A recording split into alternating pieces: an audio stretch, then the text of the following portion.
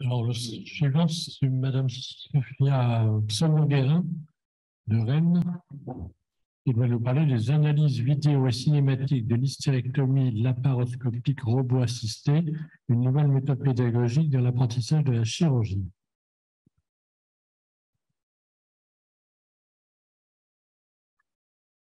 Ça fait longtemps que je n'ai pas dit hystérectomie. Si, c'est un mot que je n'utilise pas dans ma pratique.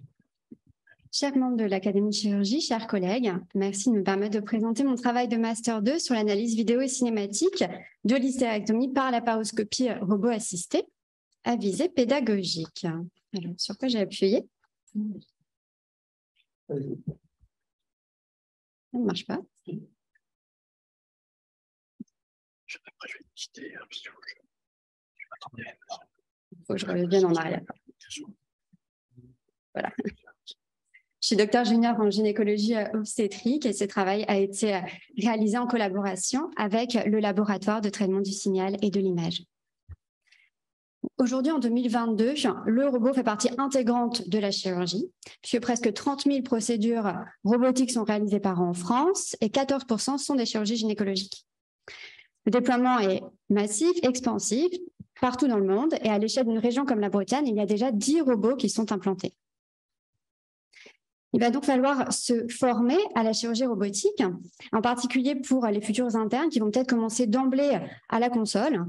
Ce n'est pas seulement manipuler des manettes, il faut aussi apprendre la procédure. Donc une chirurgie, ça peut se décomposer à différentes échelles. On peut avoir les phases, donc les temps opératoires, qui sont composés d'étapes, elles-mêmes réalisées par des actions, et à un niveau encore inférieur, des mouvements. On peut faire l'analogie avec le livre. La procédure, c'est le livre. Les phases, ce sont les chapitres. Les étapes, les paragraphes. Les actions, une phrase. Et le mouvement, c'est un mot.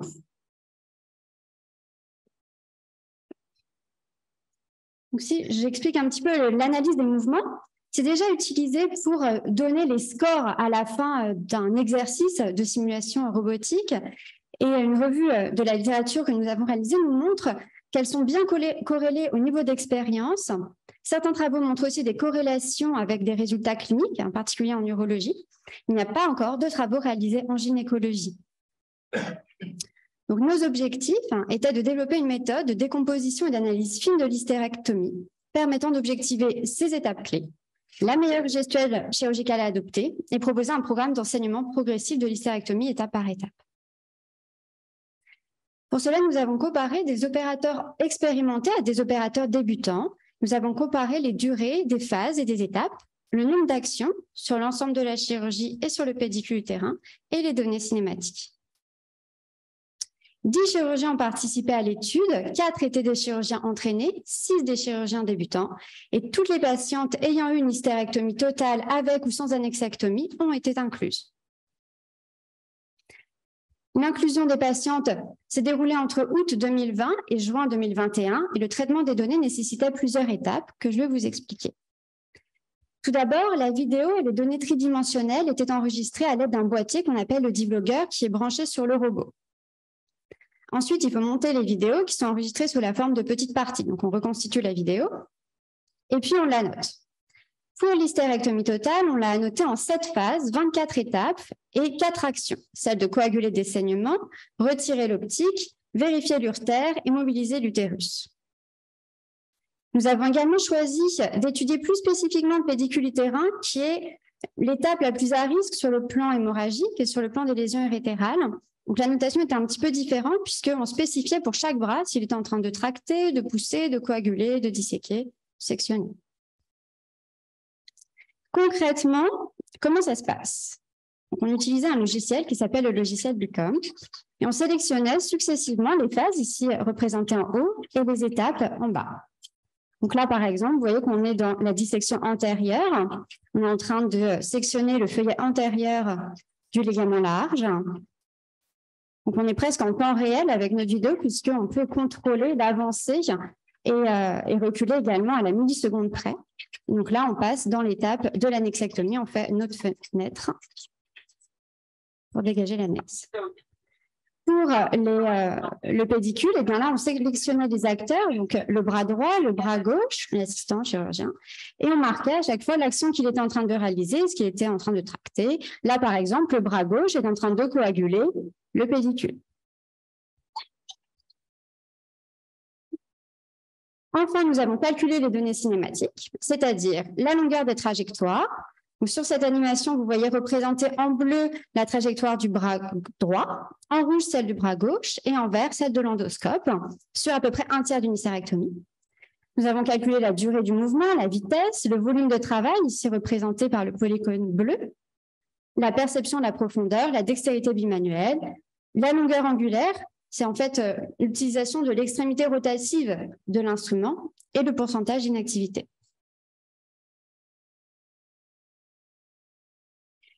« 62 patientes ont été incluses. Les deux groupes étaient similaires et les indications étaient en grande majorité de la pathologie utérine bénigne. Quand on analyse la durée des phases, eh bien, l'accès au site opératoire, ça veut dire l'insertion des trocars, l'exploration de la cavité péritonéale, le refoulement des anses, voire la désiolyse, était significativement plus long dans le groupe des débutants. Idem pour la dissection de l'annexe droite quand l'annexectomie était réalisée.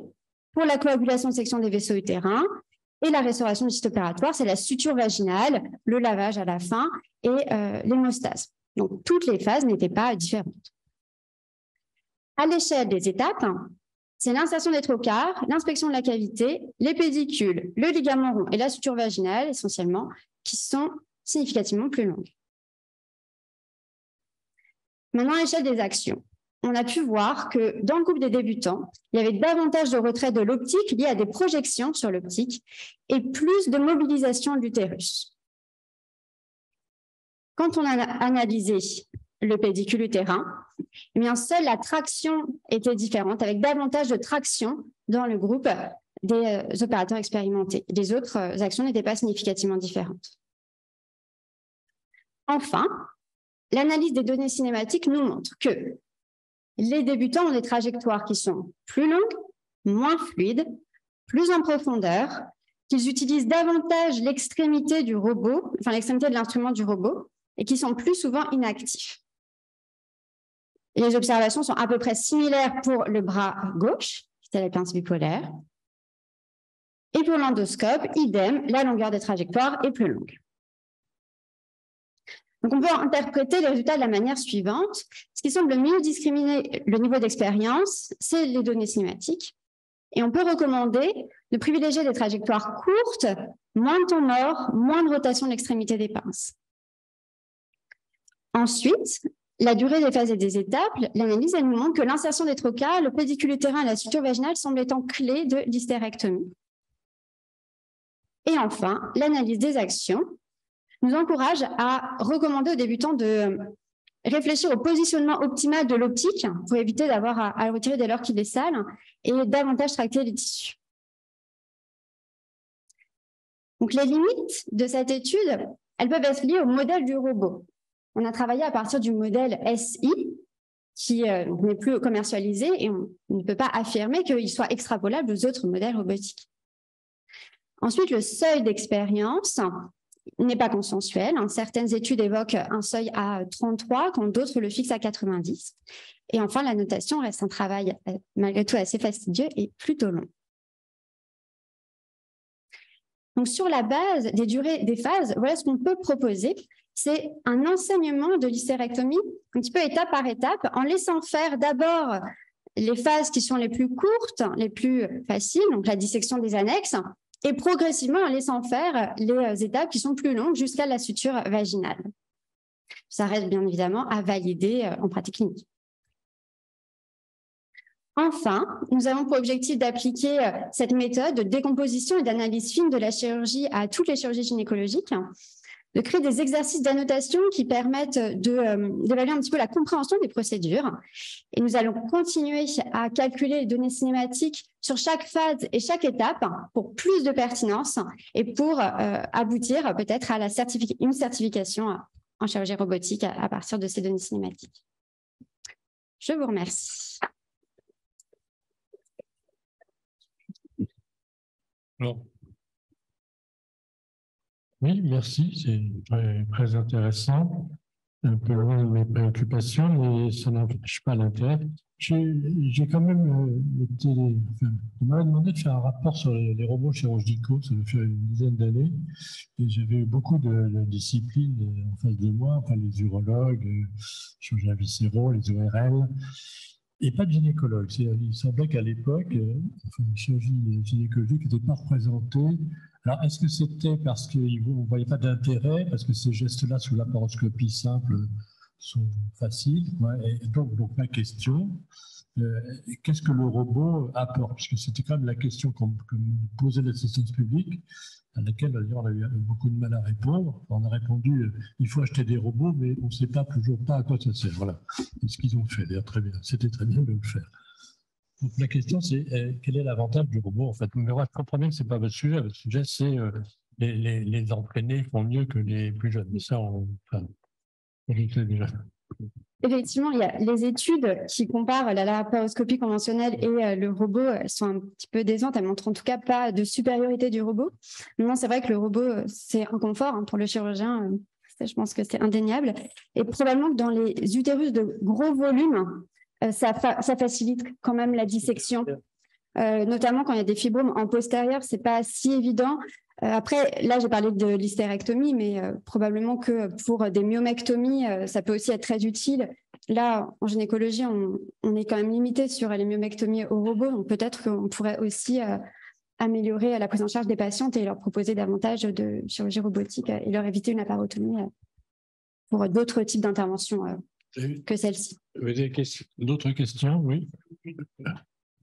Merci. Je voulais juste rajouter qu'effectivement, il y a une stratégie en fait de Da Vinci qui avait le monopole sur le robot jusqu'à aujourd'hui, de commencer par les urologues. Donc effectivement, les urologues ont été les premiers, mais c'était un choix commercial. Les gynécologues à Rennes, donc on a le robot nous depuis 2018, et maintenant ils ont une stratégie du coup de le répondre auprès des gynécologues. En termes d'évidence-based médecine, il y a quelques arguments, donc une méta-analyse d'études rétrospectives qui montrent un intérêt du robot en chirurgie gynécologique, en cancérologie, dans les cancers de l'endomètre, en robot versus célioscopie. C'est rétrospectif, donc on n'a pas encore montré sur des études prospectives ni randomisées. Néanmoins, il y a le confort du chirurgien, comme tu disais très bien, l'ergonomie. Si on parle aux célioscopistes en fin de carrière, et, voilà, ils sont tous un peu des problèmes d'épaule. Ensuite, pour les patientes, on ne peut pas clairement le montrer, mais bien sûr, pour des maladies qui m'intéressent particulièrement, telles que l'endométriose, on a une meilleure visualisation des structures fines, telles que les nerfs, donc une meilleure préservation et donc une meilleure diminution du risque de séquelles fonctionnelles à titre de dysurie, qui sont quand même assez fréquentes dans ces pathologies. Donc le robot est vraiment clé. Et oui, la célioscopie permet de faire beaucoup de chirurgie en gynécologie, mais une fois qu'on a goûté au robot, on aime beaucoup. Voilà. OK. Jacques, une question? Prends le micro, Sébastien, c'est enregistré. Notre président, il a une question. Effectivement, je reste un peu sur ma fin. Moi, j'avais la question, c'est que les gynécologues se sont emparés assez tard, puisque finalement, c'est théoriquement une indication. C'est une des meilleures indications, la chirurgie pelvienne. Or, en fait, il n'y a que 16% de la chirurgie robotique. Alors, je voulais avoir votre sentiment sur deux raisons. La première, je suis sûr avoir lu un très beau papier dans le New England deux papiers qui démontraient une infériorité du robot dans le cancer du col. Ça, c'est la première chose. Et je voulais savoir, est-ce que ça a été un élément freinateur? Le deuxième élément freinateur, c'est que là, on se situe pour le moment dans une perspective où on est illimité sur le plan financier. Bon, ben ça, admettons qu'on va y arriver, mais on est très limité sur le plan du personnel. Et je voulais savoir comment se situe le robot dans le personnel. Pas uniquement le chirurgien, parce que c'est la première fois de ma vie que je pensais qu'on fait des opérations et on fait une technique pour améliorer le confort du chirurgien. Mais je ne pensais pas que ce serait un objectif un jour, mais c'est ce que vous dites. Mais pour le personnel, non opérateurs, directs. Alors, à Rennes, en tout cas, les e-bods, effectivement, ont été formés spécifiquement au robot. Et concrètement, comment ça se passe? L'e-bod instrumente et à l'interne et à la voix basse. Voilà, en termes de personnel, ça ne change pas finalement. Non, mais est-ce que c'est attractif ou pas? Est-ce que vous avez moins d'absence? Est-ce que vous avez toujours une fidélisation des e-bods? Parce que ça, c'est un problème majeur. Hein. Non. En tant qu'interne, je vous avoue que cette question-là, je ne la connais pas trop. Alberto. Oui, je voulais vous demander, d'abord vous féliciter parce que votre travail est très intéressant sur l'analyse des mouvements et la manière de mesurer en fait les difficultés ou les facilités qu'il faut essayer d'enseigner aux plus jeunes en formation. Est-ce qu'avec ce type de méthode, vous avez finalement au point une espèce d'indice de performance, c'est-à-dire évolutive? Est-ce qu'à partir de cette étude, vous avez une stratégie pédagogique pour faire que les nouveaux perdent moins de temps, soient plus performants là où c'est difficile? Comment ça fonctionne? Alors, là, par ailleurs, une question secondaire. Vous avez parlé d'un robot qui n'existe plus actuellement. Est-ce que vous avez l'idée d'adapter cette... Je pense que la méthodologie doit être la même en fonction d'autres outils qui vont être à votre disposition. Intuitive ou bien d'autres comme Versus, bientôt il y en aura un certain nombre qui seront mis à disposition. Donc il faudra continuer pour faire des études comparatives, il me semble. Tout à fait. L'objectif, c'est de continuer avec les nouveaux modèles robotiques et on va notamment avoir le robot XI. Donc, effectivement, il faut faire des études et comparer chaque modèle du robot. Ces données cinématiques, elles peuvent être étudiées pour n'importe quelle chirurgie, que ce soit en chirurgie digestive, ça a été aussi pas mal étudié en urologie. Donc là, on commence en gynécologie parce que pour l'instant, il n'y avait pas d'études sur ce sujet. Ce qui serait très intéressant, mais on ne peut pas le faire encore maintenant, ce serait qu'on puisse obtenir nos résultats juste à la fin d'une chirurgie. Là, le procédé pour extraire ces paramètres, il est un petit peu long pour le moment. Donc, on doit aussi travailler sur cette automatisation pour effectivement aboutir à un score. C'est l'idée, hein, c'est à la fin de sa chirurgie, essayer d'avoir un score pour se situer un petit peu sur est-ce qu'on a été performant ou pas et pouvoir évaluer sa propre marge de progression. Oui, c'est dans les projets à venir. Oui. Je vais lui demander comment et comment testez-vous le confort du chirurgien? Non, c'est une boucle.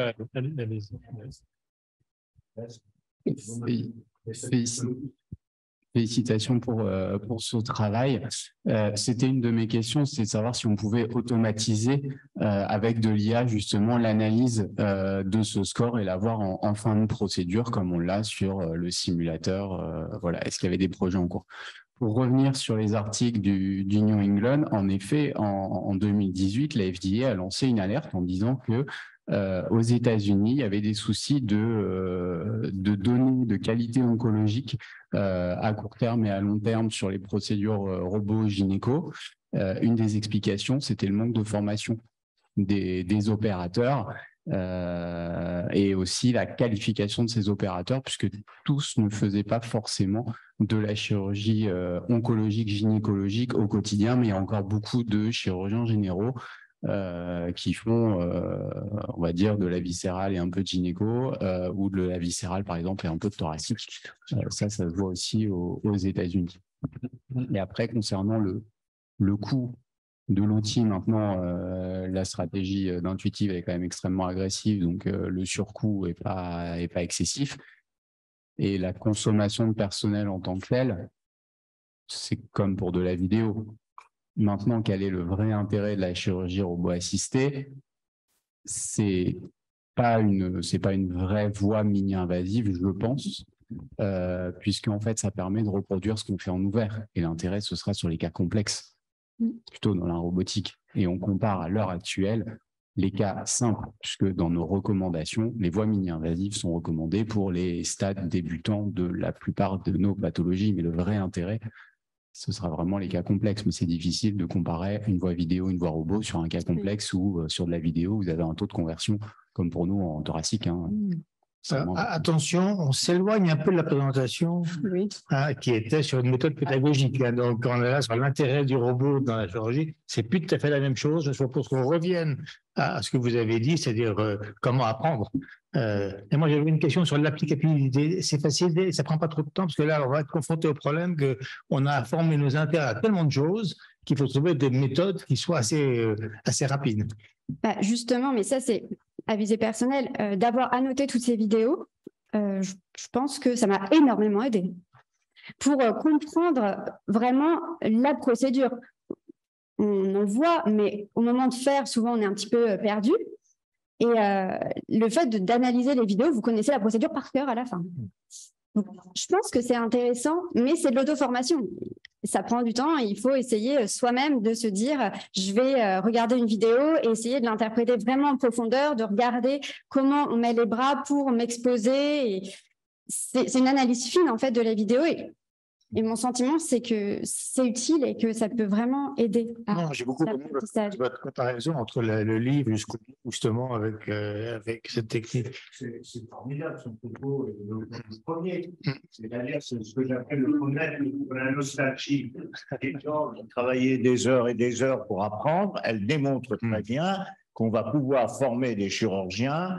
Ce que nous, on ne concevait pas, on pensait qu'il fallait 100 heures par semaine. En 40 heures, mais bien formé, bien encadré, ce qui va être un autre problème, on peut former avec autant de performance et d'expertise. Moi, je trouve ça formidable. Hein. Voilà. Hubert, tu as une dernière très courte question. Oui, autant le topo sur le plan pédagogique, il est bien. Après, ça reste le problème de la learning curve. Hein, parce que le modèle, comme ça d'ailleurs a été dit ce matin sur la fracture du radius, c'est probablement pas le bon modèle. Aux États-Unis, oui. Hein, c'est-à-dire qu'aux États-Unis, ils font un tir-larigot du robot, y compris pour des indications où nous, on estime que c'est absolument inutile. Hein. Et d'après ce que j'ai compris en France, il y a de plus en plus d'hystérectomie voix basse. Aussi. Alors, que la cellule, finalement, qui a été très... Voix basse recule un petit peu quand même. Qui a été beaucoup faite en France où les Français avaient de l'avance. Maintenant, elle a tendance un peu à se restreindre, et tout ça, c'est dans l'intérêt des patients. Donc, il y a aussi un problème de modèle. Alors, je comprends que la learning curve, on va faire des trucs pour apprendre, mais je pense qu'en termes de pédagogie, il y a probablement la pédagogie de la learning curve et puis la pédagogie de la vie réelle. Quoi.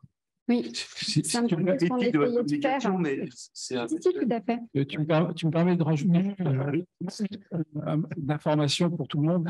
Le 29 novembre, la semaine prochaine, bientôt, il y a une séance complète consacrée justement au développement de la robotique chirurgicale avec CMR Surgical, ici même, de l'autre côté de la cour. Et donc, il y a tout le conseil des jeunes chirurgiens, national des jeunes chirurgiens, qui va couvrir l'ensemble des disciplines. Et le sujet, c'est l'adaptation, la formation, la pédagogie. Et donc, je vous invite très sérieusement à participer. Très bien, merci. Et à vous inscrire. Voilà, cela clôt cette présentation. Merci beaucoup, c'était très bien, bravo.